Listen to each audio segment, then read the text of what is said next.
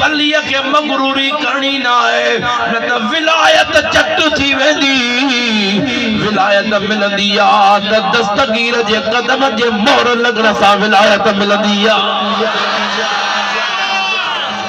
हिय जो आयो शीअं तां लथो मुझे दस्तगीर वठी पांजे आस्थाने ते विहारियो पाण गुलामन के फरमायो गुलामा मुझे वाड़ मां गऊन जी जेकी वाड़ा जे में गऊ बीठियूं न वाड़े मां हिकड़ी गऊ कढी इन जे शीअं जे आडो ॾियो त इन जी दावत भी इहा आहे हाणे इन के शिकार करे भले खाए मुझे पीरन जे पीर उन के विहारे उन जे अॻियां जेके ताम हा ओ रखण फरमाया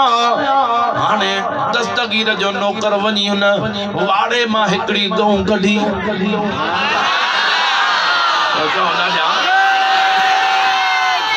गऊ कढी जियां जो वाड़े मां गऊ बाहर निकती उन वाड़े जे बरसा को उन शहर जो को रोलड़ू सोलड़ू कुत्तो अची वेहंदो हो वाड़े जे बरसा जियां जो गऊ निकती ते भी कढ लगी पियो गऊ वने कादे थी गऊ जे कढ लगी पियो गऊ के काए प्यारा दोस्तों न शीअं जे आडो छड्यूं हे कुतड़ो भी अची बीठो ॾिसी चए तो त शीअं के कहिड़ी ताक़त आहे जो दस्तगीर जे गऊ के खाए अॻिते ते त मां हिनखे कुतड़ो ॾिसां थो मां दस्तगीर जे दर जे वाड़े जो कुतड़ो आहियां जियां जो प्यारा दोस्तों शिकार जे लाइ अॻिते थियो अञा गऊं ते वार करण वारो आहे चंबो हणण वारो हेॾो उहो दस्तगीर जे वाड़े जो रोलड़ू सोलड़ू कुतड़ो अची करे शीअं जे आॾो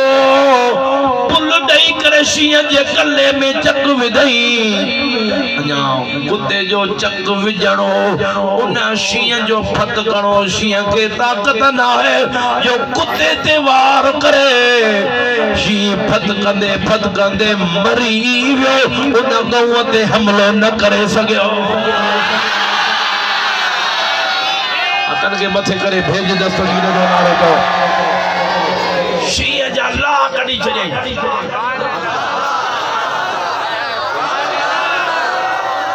बस उनके वञी कन में के ॿुधो मानी पियो खाए सही तेरा शीं त गया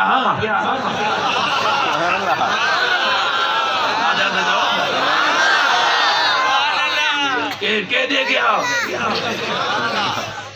ओ सही दस्तगीर दे बड़े रोलड़ू सोलड़ू कुतरा कोई बांधा ओ तेरे शीं दे लाह कढ छोड़े सही मार छोड़या तू कुतरे कुत्ते शीं के मारे यो थी न तो सके तो कुत्तो शीअं के मारे उन चयो इहो थी न तो सके तो कुत्तो शीअं के मारे पर इहो भी त ॾिस न तर के जे जो खुदा जे दस्तगीर जे दरजे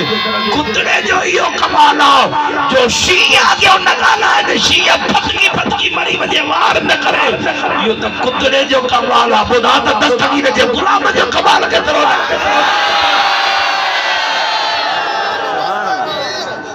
मालूम छो त जंग जा जानवर भी सुञाणे था